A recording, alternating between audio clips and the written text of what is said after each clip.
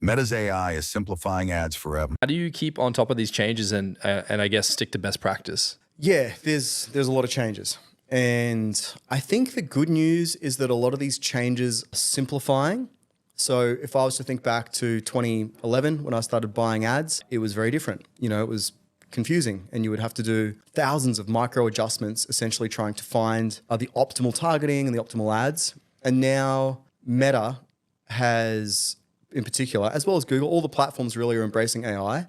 So I think a lot of the changes that they're making are simplifying. So for instance, in the last 2 years, Meta has bought 450,000 of these NVIDIA H100 chips.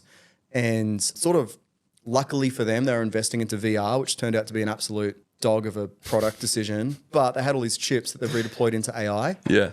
And what that's meant is that they've deployed that AI in two ways. One is Reels. So they've moved from the social graph where you would see content that your social network was publishing to showing content that it thinks is going to be relevant to you based on its inference about your actions and behavior.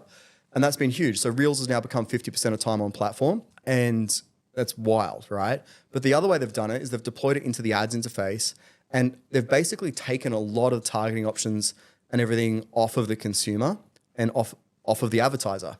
So really the changes now that I'm seeing come through are simplification. And that's great because it's very empowering to people to have a simpler platform. What we're really seeing is that creative is becoming the new targeting, and the type of creative that you're putting out will dictate who Meta shows that to. And I think that's a really big change. So we've gone from being kind of button pushers